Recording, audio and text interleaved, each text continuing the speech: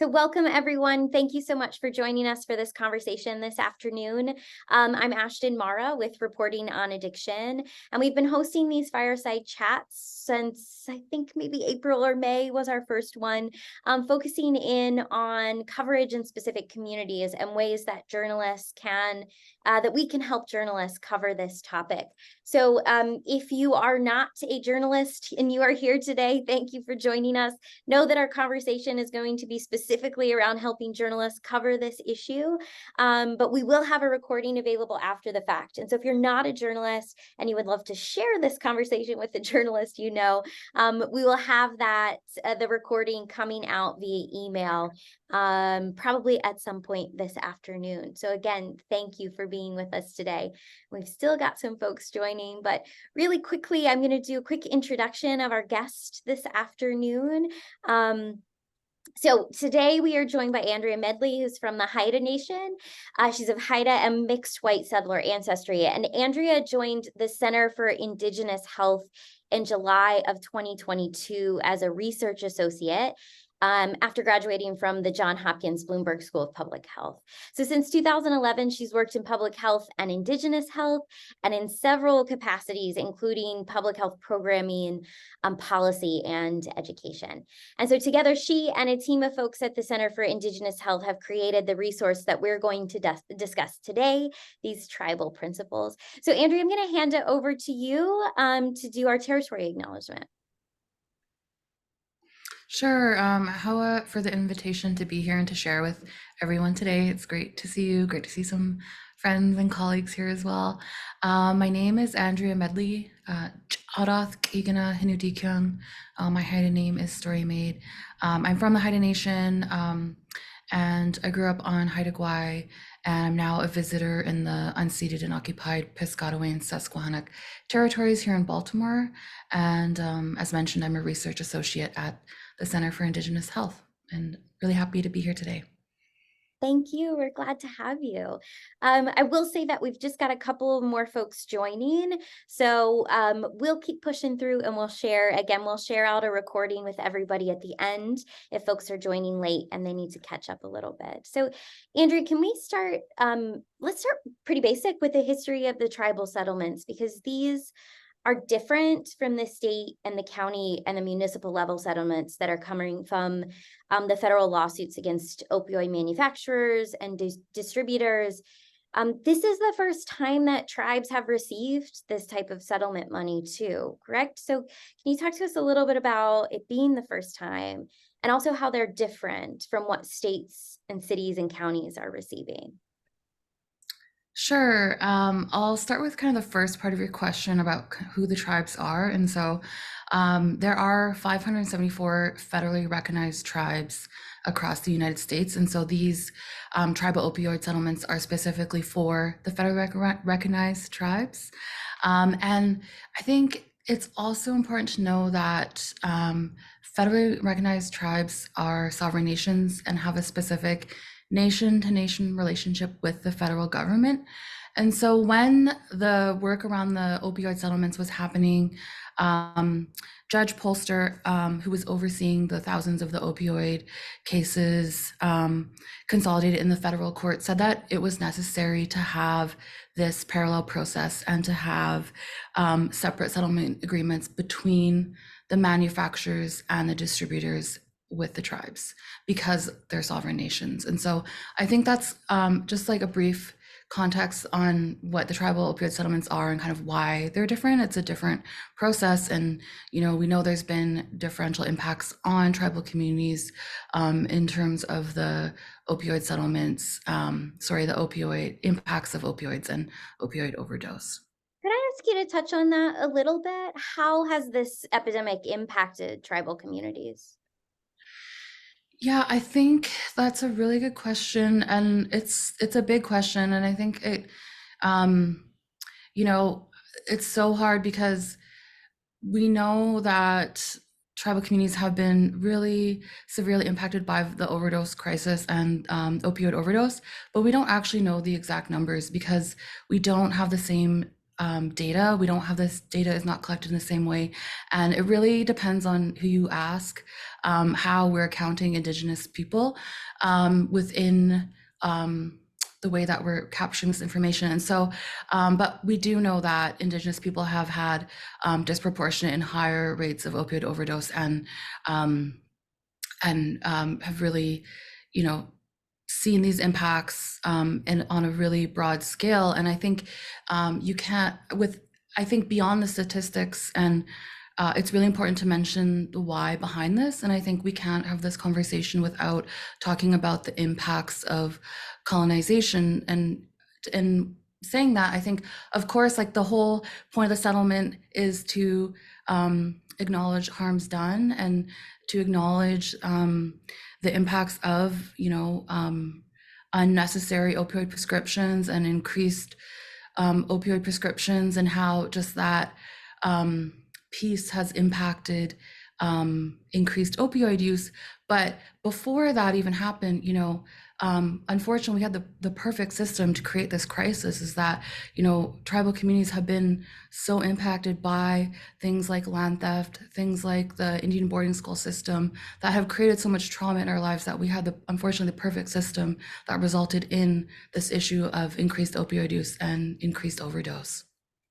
Yeah, thank you for that history. Can we shift a little into something that hopefully is a little bit more hopeful, and that's the work that the Center for Indigenous Health is doing and the creation of the tribal principles.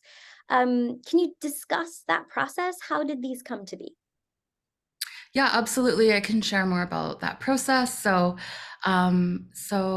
colleagues at the Center for Indigenous Health and at the Seven Directions Indigenous Public Health Institute at the University of Washington are part of this core tribal principles team that led the process on putting together the tribal principles, which are meant as kind of guidance for tribal communities to consider when making their spending plans and really dreaming and developing how they want to spend their tribal opioid settlement dollars.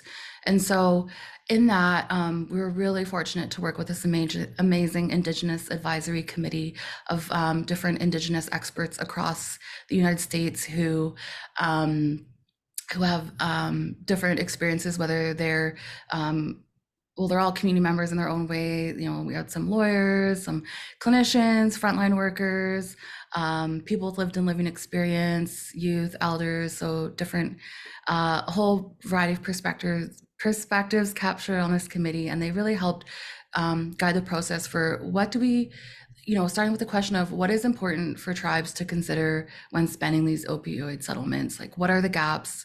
What are some of the really amazing programs that tribes have been doing that could be strengthened by more funding, and really coming from that perspective to build and co-create tribal principles that reflect the different needs of community.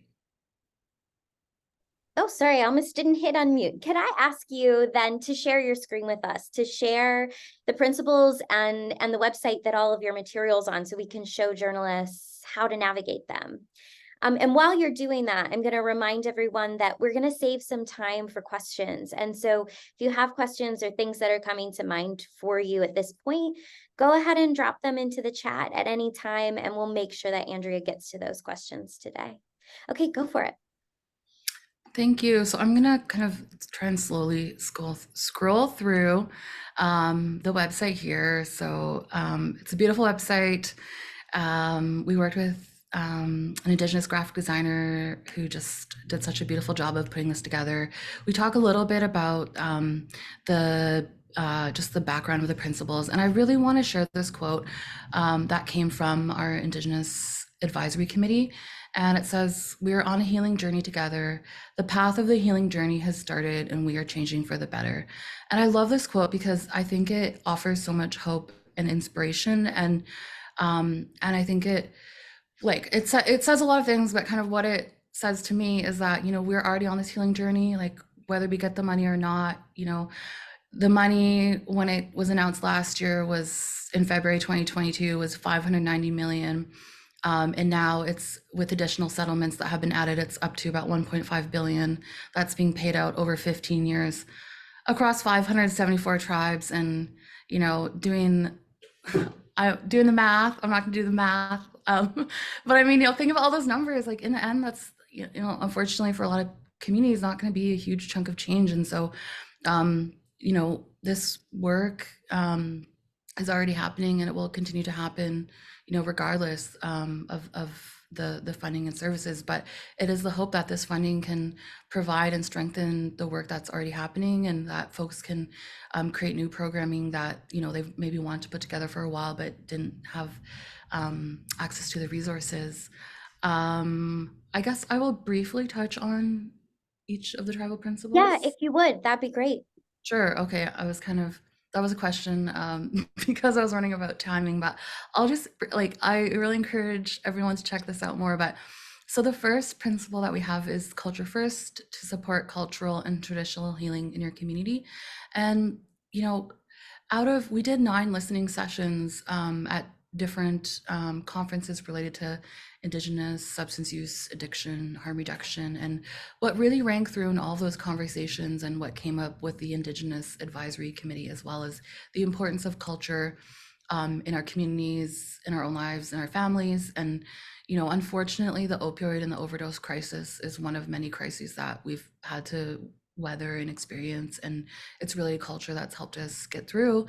And it's also important to note that with the approved uses for the use of the tribal opioid settlements, that beyond the schedules that are and the kind of options, I suppose, that are put forward for states to spend their settlement funding, that there's an additional schedule that is specifically on cultural and traditional healing activities. So that is one of the key pieces that came out of this work, and the key recommendations. The next is to invest in reciprocal learning and partnerships across tribes. And so, spoke to the kind of scarcity of resources that might exist, and the funding that's coming out over time. And so really thinking about how tribes can work together, how tribes can work with states, how states can work with tribes, and look at the best ways to invest these resources so that they can carry forward in the future to support people who are using opioids.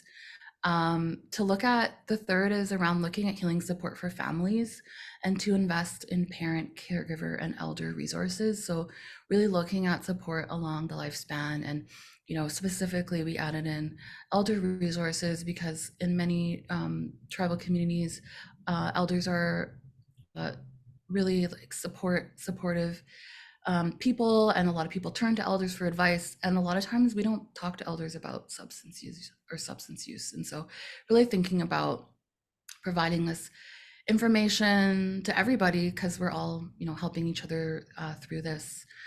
The next principle is to sustain and enhance substance use services for youth. So looking at youth prevention, youth treatment, also youth harm reduction. How can we support youth that are already using substances, as we know that a lot of Native American, Alaska Native youth are using substances. So looking at, we talked about support across the lifespan, but support across our substance use journeys as well, and ensuring that the services are created by and with youth as well.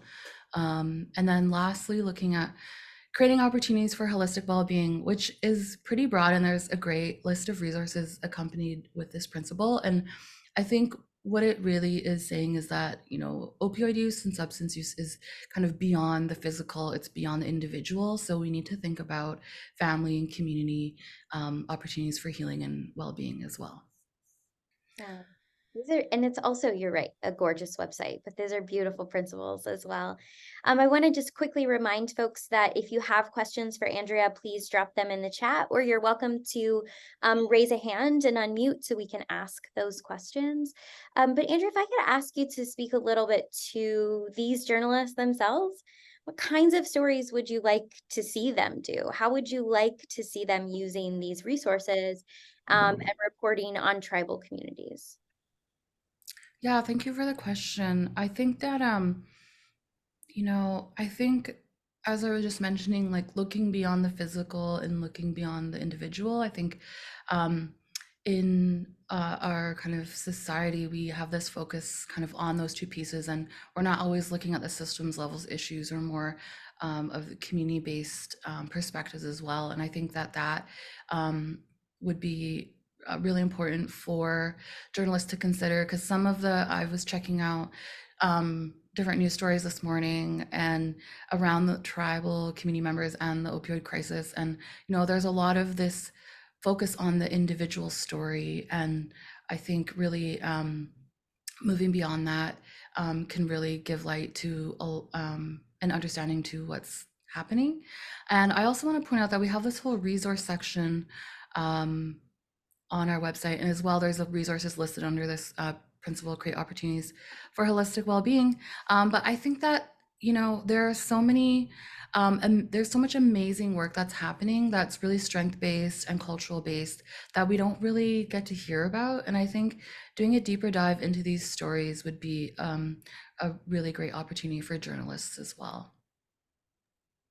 Can you share with us? I think we I'm assuming that we have a mix of journalists on the call, who some of whom maybe report specifically for or report for news organizations that cover tribal communities exclusively, and very likely they are members of those communities as well. But I'm also assuming that we have some journalists here, or some journalists who will be seeing the recording, that are not members of those communities, but still feel like this topic needs to be covered, or feel called to cover this topic. I'm curious if you can share with them some tips for approaching stories in, what is traditionally a marginalized community. Don't think it matters which tribe in particular we're speaking to. You were talking about earlier how we have extracted and taken from these populations of people over generations. What tips do you have for journalists who are not members of these tribal communities, but would like to do some of this coverage without causing further harm? Yeah, thank you for bringing that into the conversation. I think that in all of this work with putting together and co-creating the tribal principles, building that trust and having that space for relationship building has been absolutely pivotal to doing this work. Like, this work couldn't have happened without the time it took to develop those relationships and to really have these deeper conversations and reflect the needs of communities within our work, and to really have these candid conversations and share with each other. And I think that extends to reporting with tribal and Indigenous communities as well. The other thing that I wanted to share about sharing stories about opioid use and opioid overdose is to think about, how do we check in with people when our stories change? And, we mentioned the healing journey and that substance use changes throughout our lives. And sometimes as journalists, we might interview people that are abstinent, not using substances. And sometimes, we might interview people who are like deeply entrenched in their substance use. And so when that story changes, as it inevitably will, as our substance use changes over our lifetime, like, how are we making sure that that story is still accurate and is respectfully portraying that person's journey? So I think looking at the ways we check in with people as reporters is also a really important consideration beyond that trust and relationship building. Yeah, absolutely. I'm just going to call out for everyone who's here that there are some great resources for trauma-informed reporting from the DART Center, and also from USC Annenberg. And we recommend those resources when we're talking about covering addiction more broadly. But I think especially when we're talking about addiction in marginalized communities, those can be have some really helpful tips for you. I have a question in the chat from Robert that says, each county and state have varying degrees of autonomy about how to use their funding. Will each tribe have their own autonomy, or is there one entity that is overseeing all tribal funding? Do you know that? Yeah, that's a good question. So I think answering the second part first, there is one kind of core group that oversees the tribal funding, and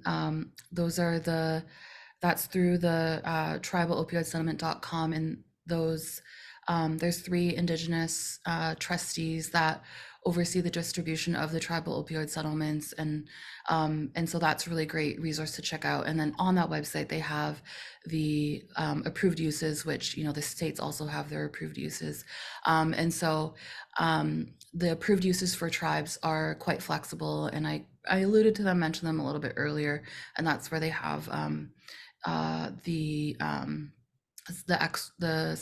extra or unique schedule around culture and traditional healing. Thanks for putting that in the chat. So yeah, I hope that answers that question. Yeah, absolutely. And Jonathan has dropped that tribalopioidsettlements.com in the chat. Some folks may be familiar with the opioidsettlementtracker.com, but again, as Andrea mentioned kind of in the start of our conversation, those funds are going to different places. And so they're being tracked in separate places as well. And to keep that in mind as you're doing your reporting. Andrew, if I can come back to a question that we kind of started into at the beginning, but you did help explain to us, the difference between, those tribal nations and what's going to the states, counties, municipalities. But states, counties, city governments, they have the opportunity to learn from the tobacco settlements of the 1990s that were structured similarly to what we're seeing with the opioid settlements. But am I correct in thinking that this is the first time tribal communities are dealing with those type of settlements? They were not part of that process? Yeah, thanks for bringing that forward. I think that it is true that a lot. I feel that well, not just I feel that it is true that a lot of the work is with the state and the county and the local government, those settlement and their sort of approaches and um, is drawn from this experience that they had with the big tobacco settlements in the 90s. And so this is the first time that tribes are involved of settlements of this size. And tribal communities were barred from the court by suing in the tobacco settlements at that time, although states did use the impacts of cigarettes on Native American community members with their negotiations with the tobacco companies. So, and though though the states did not have to, support or provide any of the settlement dollars to the tribes. And so so I think that, with that in mind, it is new work. And um, so there's a lot of kind of shared learning that is happening. And I know that tribes and the tribal legal teams are super excited to have a seat at the table in the settlement.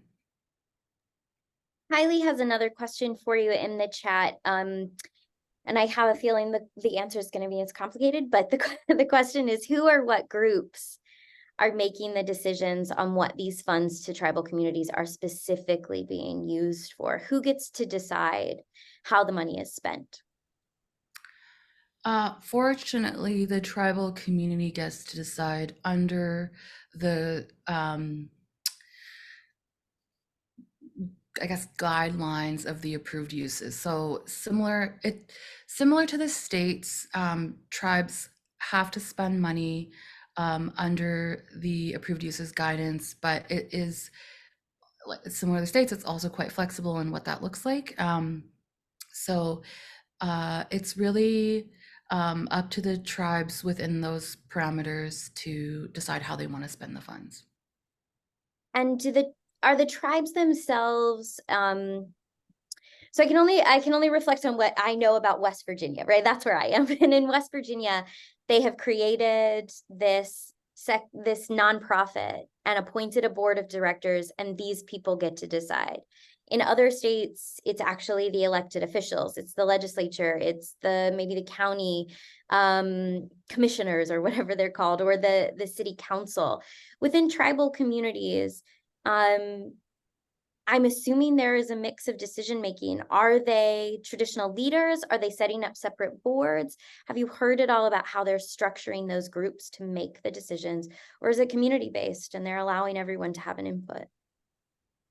mean, that's a good question. I mean, it's really gonna be up, there's like, as you mentioned, there's a lot of variety in the states. There's 574 tribes. It's gonna look a little bit different in each tribal community, I'm sure, but I think that each tribe has their own elected leadership, and they are ultimately accountable to their communities. So um, I think that briefly, without getting way too into the weeds, that's kind of what all I can say about that. Yeah, no, absolutely. I think I mean, our answer when somebody asks what the states are doing is you're going to have to ask the state. And I think that's true of tribal communities too. You're going to have to ask the individual tribes about the decision-making process. That's what makes these stories so complex and so complicated to tell, is that there's not a universal system for any state, any community, any tribal organization. It looks like we've come to the end of our questions. Well, I have one more, sorry. Do all 574 tribes receive the money, or is there an opt-in process? That's a good question as well. So, all 574 tribes are eligible to receive the funds, and majority have opted in or signed on and like submitted their participation forms to the previously mentioned tribalopioidsettlement.com website and those trustees. And um, so I would say like yes, that they all can. And I don't like this in the spring. So the way that the information has been shared has felt kind of fragmented, I think, for a lot of people in regards to the tribal opioid settlements. And I think that has to do with kind of equity issues on the way that this work is resourced. And so I think at the time in the spring when I was more involved in the listening sessions, I had heard that the majority of tribes had signed on, and maybe some smaller tribes that were eligible to participate hadn't put in their participation forms yet. But as of now, the funding has started to be paid out as of the late summer, so let's say 2 or 3 months ago. So with that, I'm sure that's prompted people to start to make sure that they've submitted their participation forms. Yeah, and the final question I think we'll have time for is, how are tribal legal fees being handled? And what percentage of the totals that you spoke to are going to lawyers? Do we have a way of measuring that? Yeah, that's a really great question. I don't know the number off the top of my head, but I believe that I've seen that information on the tribalopioidsettlement.com website. Okay, wonderful. A great place for people to go and check out those totals and also some additional information. So Andrea, thank you so, so much for your time today. We really appreciate having you here. I'm going to share one more time the QR code or our website, reportingonaddiction.org, where we have all of our resources to help people cover opioid settlements in their communities. You'll also be able to find a recording of today's session there in just a little while. So again, Andrea, thank you for your time. We're really grateful to have you here. And thank you so much for all of this really helpful information. Cool. Well, thank you for the opportunity to share. All right, folks, thanks very much. Keep an eye out for an email with the recording, and we'll see you all next time.